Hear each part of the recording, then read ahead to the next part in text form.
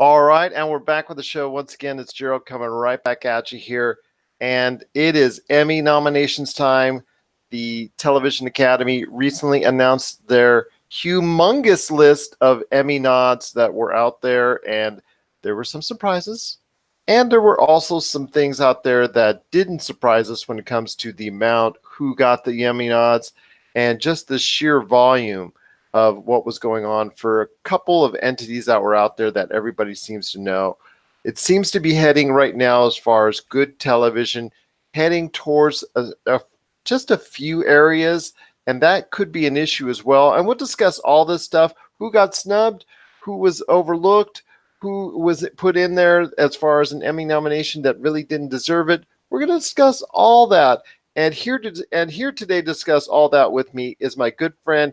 She is the lead writer of course, the TVRatingsGuide.com. You got to check out all the great stuff that they're doing today on the TVRatingsGuide.com, including reviews, obviously ratings news, of course, and also original programming and so much more.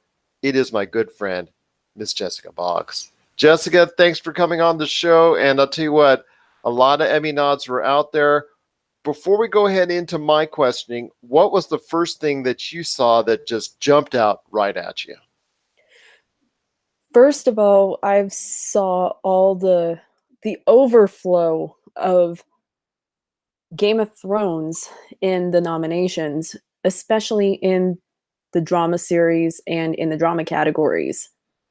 Absolutely. I believe over 30 nominations. I think 32 if I'm not mistaken. That's correct. And there's a lot in the major categories. The list I have on the website only shows, like, the TV ratings guide only shows the nominees in the major categories, but not the technical. But there were way more nominations. And it was funny because some of the actors were not promoted by HBO to be set up to be even be considered for the Emmys, and three of the actors themselves that were nominated had to actually self register themselves for the Emmy nominations, and that was kind of funny that they had to do it on their own and HBO wasn't going to do it for them, and they still got nominated. But that leads me into my first big question when it comes to the Emmy nominations, and that is, you're right, Game of Thrones dominated the Emmys, the Emmy nominations with over 30, actually 32 to be exact. Is that too much praise for a show that in its final season got a lot of mixed reviews from the critics, got a lot of mixed reception from the fans?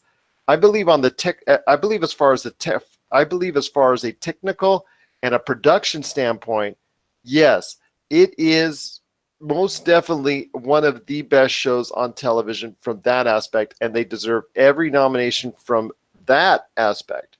But as far as an acting, as far as an acting and other types of nominations or lauds from the Television Academy, I'm not sure that this would have been the case if it was its final season.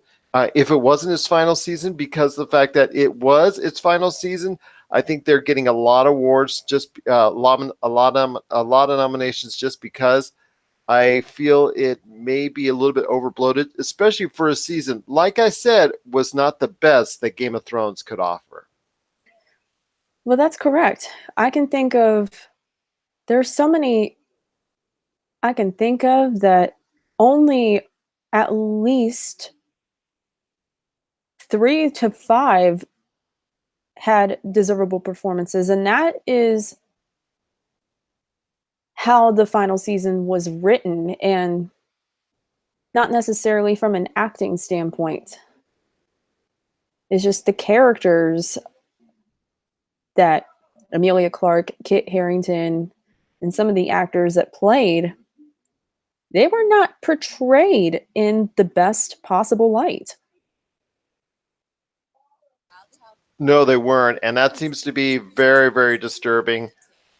No, they weren't, and that seems to be very, very I don't know if it's disturbing is the quite the best word, but I just think that it's academies have a tendency to do that. The Oscars do the same thing, where they give nominations and or awards to someone or an entity or an individual or a project, whatever, that maybe have been thought of as overdue in the industry, and people are possibly giving all these nominations to the Game of Thrones because of its longevity or as a lifetime service award or something like that for its lifetime that's out there, and how many fans it catered to and how many fans it appeased over the course of most of the 8 seasons. Again, it was a season that was not the most critically hailed. I think there was a lot of issues with it, but again, from a technical and production standpoint, they do deserve everything that they got as far as nominations. As far as the acting and anything else in regards to that, I don't know. I'm not gonna. I think you're kind of splitting hairs there. I think there are probably other more deserving nominee individuals that might have deserved nominations instead. But again, a lot of it is reputation when it comes to way these academies think. And Game of Thrones certainly has one of the biggest reputations that are out there, especially after the kind of volume and the kind of ratings it garnered over the course of its last season.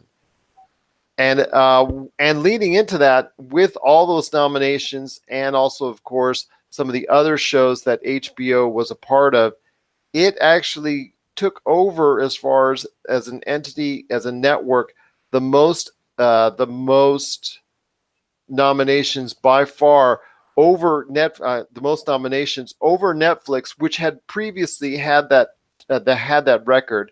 And now we have HBO actually taking over that aspect and that taking over that mantle of most nominations out there, period, for a network.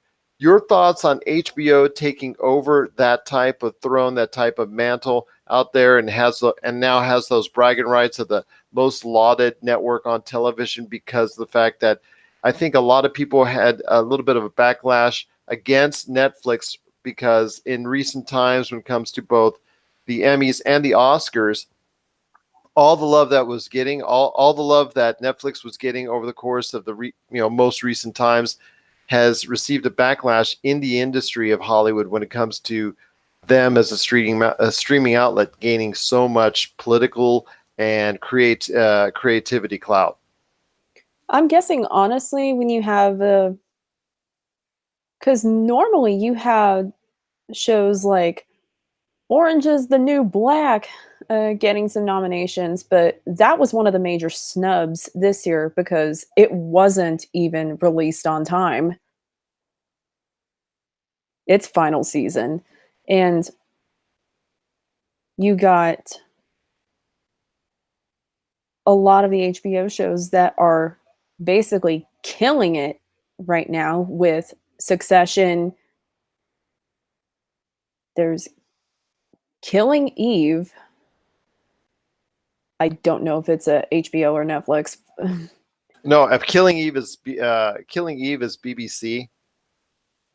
Yeah, that you got all those shows on HBO that are basically killing it right now in the nomination and the technical and the drama aspect. But in comedies, I was pretty surprised with Veep not getting as many nominations, especially for its final season, with also a few new ones. Because not many people in the acting category besides Julia Louis-Dreyfus getting nominated for the actress category.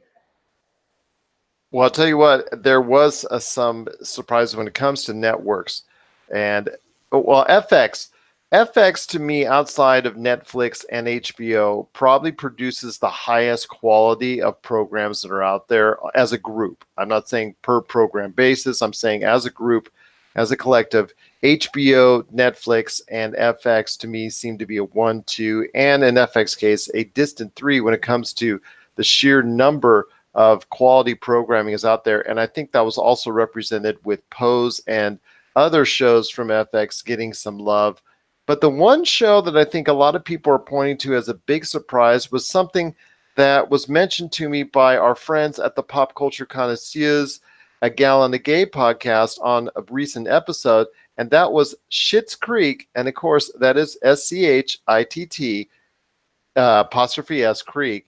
That show on Pop TV actually garnered some love for Best Comedy Series, and also Eugene Levy and Maureen O'Hara for acting nods as well. So even though that HBO, Netflix, and again, like I said, FX, some real creative powerhouses got most of the love, there were still some, albeit some, small surprises out there from small entities that shows that the Academy is watching and does appreciate every now and then some good television from other aspects of the television realm.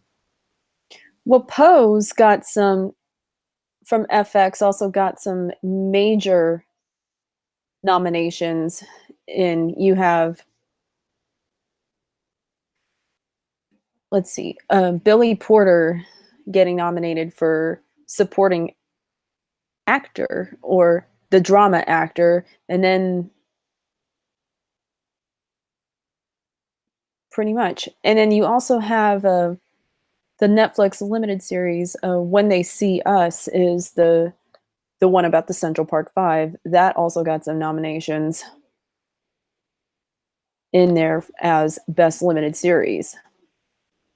Absolutely. And as we talk about cable and we talk about broadcast, as we talk about cable and also as well from a pay standpoint, as far as the HBOs, the and streaming outlets, that's also like Netflix and whatnot. And we've also talked about FX and even other cable entities out there. For all this love that all those entities are getting, there's not a lot left over when it comes to broadcast networks. And I want to hear your thoughts on broadcast networks, the love that they're not getting anymore from the TV Academy, apparently, the fact that quality television that the Academy is pointing towards are in different directions than what we're seeing on ABC, CBS, NBC, and Fox for the most part. There's some there still, mind you, but it's not to the point where it once was, where they were the ones that were dominating, and Netflix and HBO were small entities. Were in past years smaller entities that only got a little bit of love. The tide has now turned, and I want to ask you a question when it comes to the broadcast networks. Is good television still going to be heading at any point in time at all to broadcast networks? I think as long as there is TV and as long as there is broadcast TV, there's still going to be some good shows. No doubt. The Good Place and This Is Us are still getting some love from the Academy. But that remains to be seen with broadcast networks.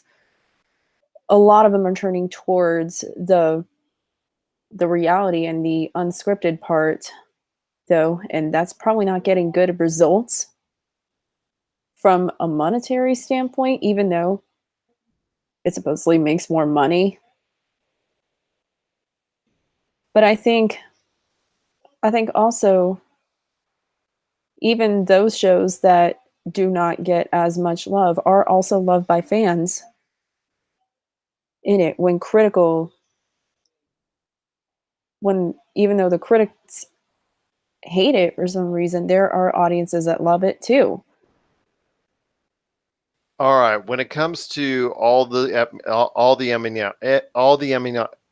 Emmy nominations that are out there, if I can say that correctly, all the Emmy nominations that are out there, I know there's going to be some that feel that that there are some entities, either shows or individuals, that got snubbed, and also some individuals and shows that might be surprised that they got in. Now, there's been a lot of speculation on who got snubbed, who was a surprise. But I want to hear from you and what the folks at the TVRatingsGuide.com think. Who was a surprise, first off, in getting in, either an individual actor, a show, or what have you? What was the major surprises for you and the folks at the TV Ratings Guide on what surprises there were as far as nominations that just came out of left field for you? What kind of came out of mostly at left field, I never heard of the show Fosse/Verdon or Verdon. Fosse/Verdon was a show on FX.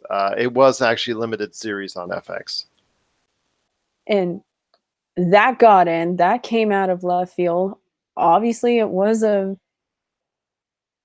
good show.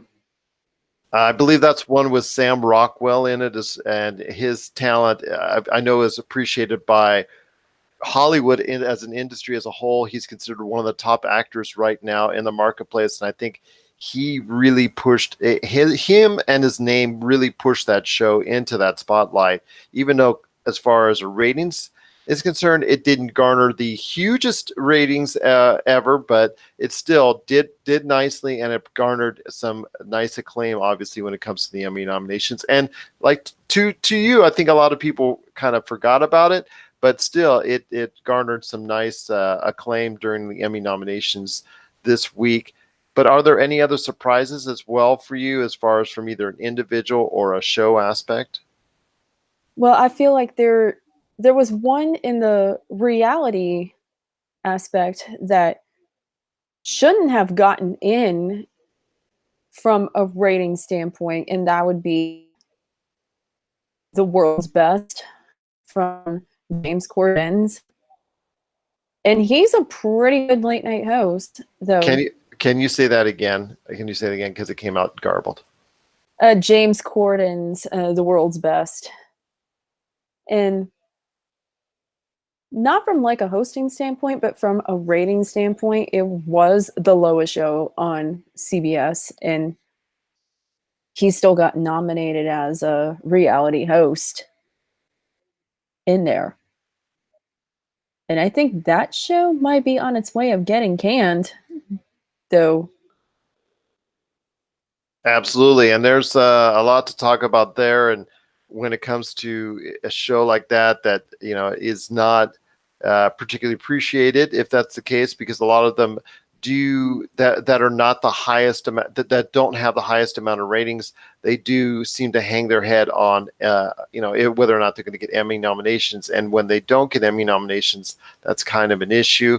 For me, a couple of the surprises, I'm going to probably have to say, of the surprises in the comedy series, I'm going to say in the comedy series, I am going to say that Russian Doll. Russian Doll was something that was lauded by critics everywhere, but I'm not sure if it had enough notoriety as far as viewing is concerned to even garner that. But I'm glad to see that it did get in. I'm kind of surprised that it got enough in. But then again, when Netflix is pushing it, it does have a tendency to have a chance to get in there as an Emmy nomination. And as a show, it did.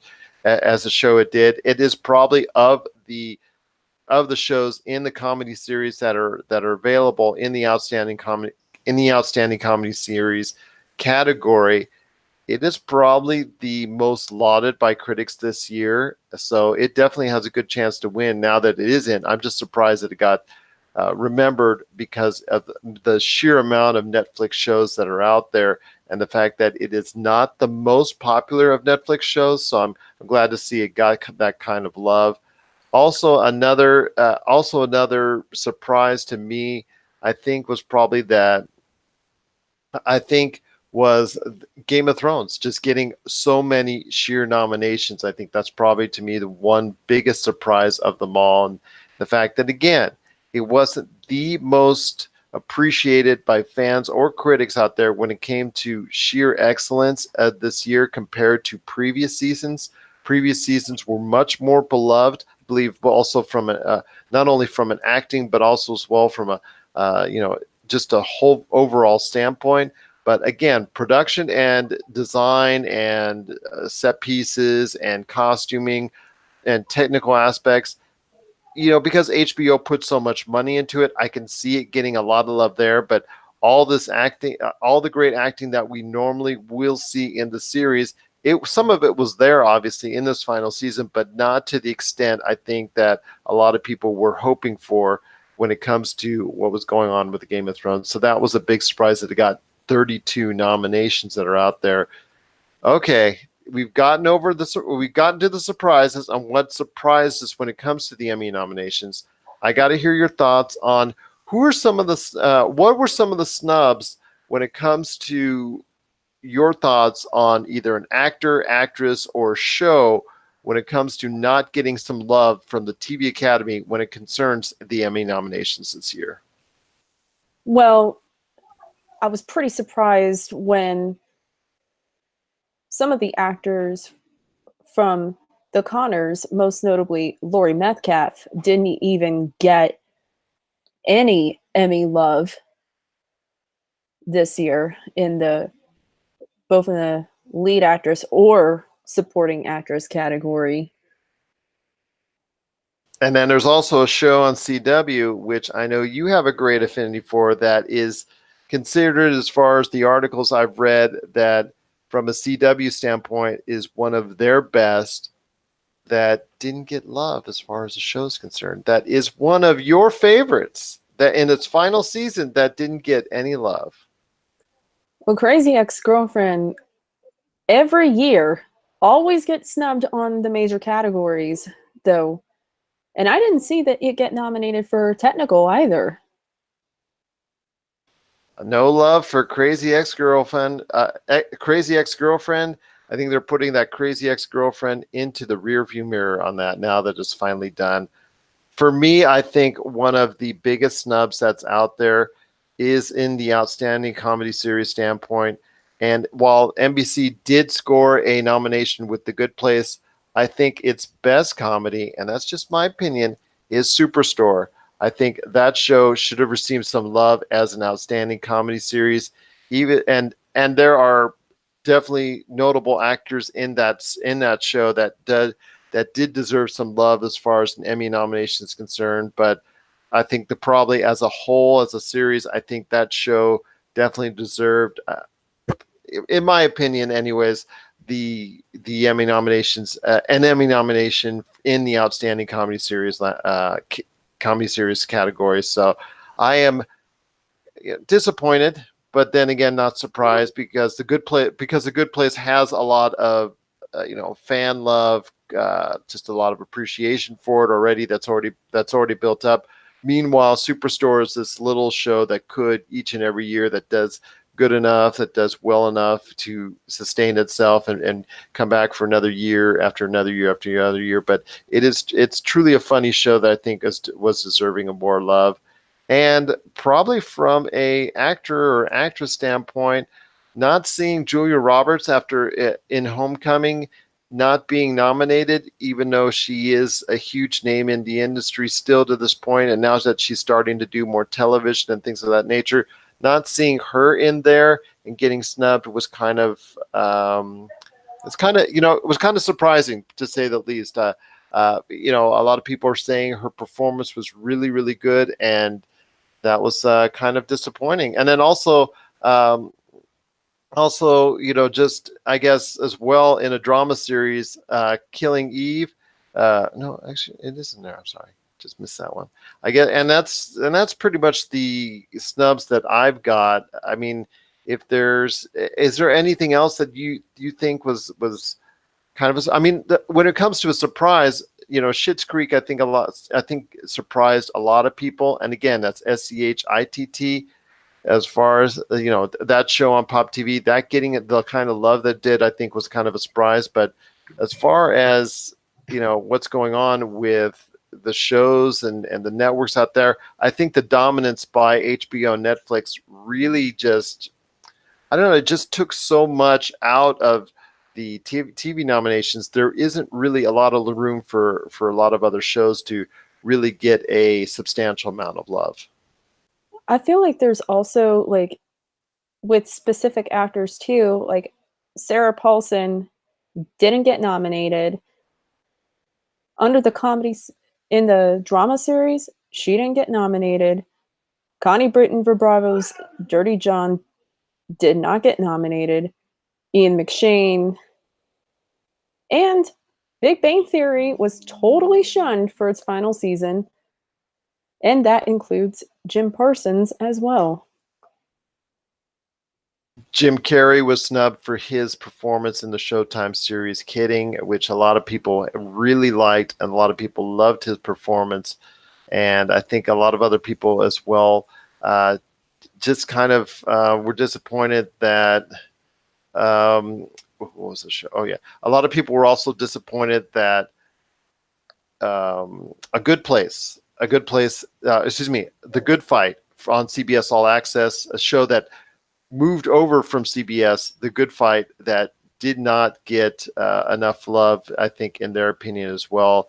That had been something that a lot of people truly appreciate as a dramatic series, even when it went to CBS All Access, and it didn't get a lot of love, and it didn't get much love as well from the TV Academy, and that's a shame because that is a good show, and people need to go out of the way to go check it out on CBS All Access. There was also a lot from FX's Better Things also got snubbed, including Pamela Adlon in the comedy section.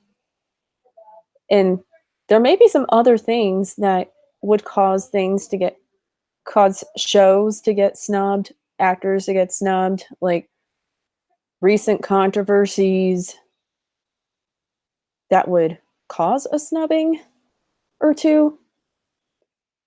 I don't know. Well, I will tell you this. Again, this goes back to our conversation earlier when it comes to broadcast versus cable outlets. And it seems like cable entities and streaming entities are pushing the envelope.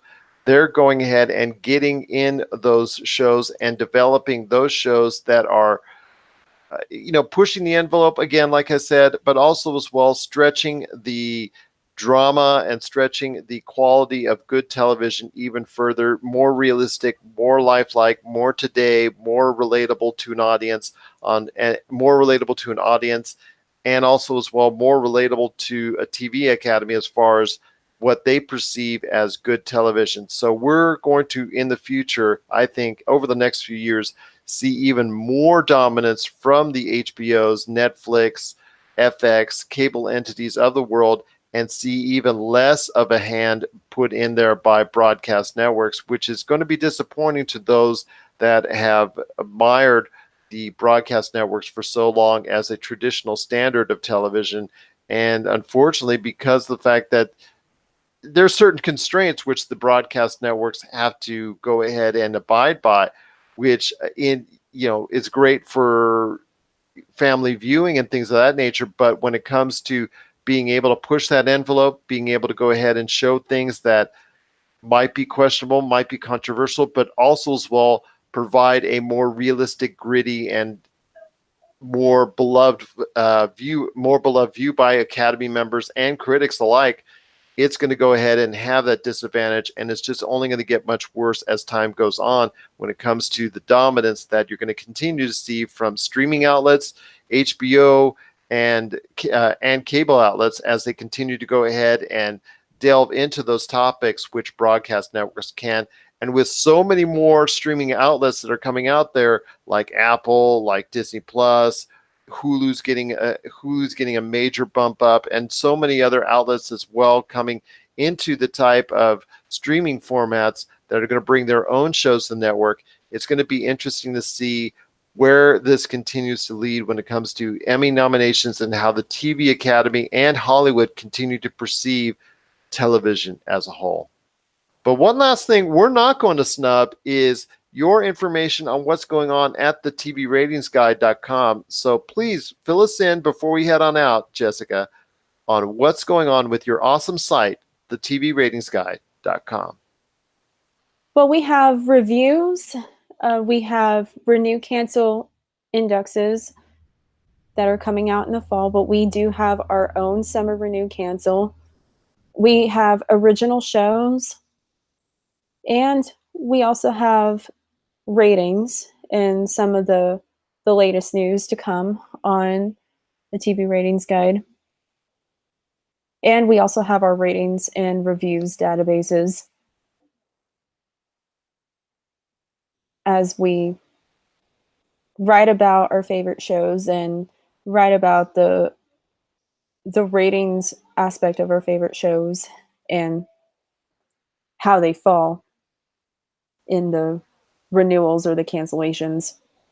All right. And there's a lot to talk about indeed, because we've got a fall season coming up, and you're going to be back on most definitely in early August to give us our August TV update. Maybe you can talk more about what happened when it comes to the death of the Agents of S.H.I.E.L.D. after season 7. We'll talk a little bit more about that in our August TV update. Maybe give it like an epitaph, maybe give it like a last rites, because that did get the axe earlier on Thursday. So no more Marvel television right now as it stands until we get into Disney Plus. So that's a shame for those who really enjoyed that aspect of the Marvel Cinematic Universe, even though actually kind of wasn't, but it kind of was. But yeah, that's for TV historians to talk about for years to come when it comes to the Agents of S.H.I.E.L.D. and its demise, because it did get canceled in season 7. But we'll talk about that. We can talk about that. We could talk about a whole bunch more, because the fall TV season is coming right around the corner, and your major August TV update is as well. Once again, it is Jessica Boggs. Jessica, any last thoughts on the way out? No last thoughts other Well, than rest in peace, Agents of S.H.I.E.L.D. yes, rest in peace. Rest in peace, Agents of S.H.I.E.L.D. indeed. Jessica, it's always great to have you on the show. Thank you again for giving thank you again for giving us this update when it concerns the Emmy nominations, and so looking forward to your August TV update right here on the Pop Culture Cosmos.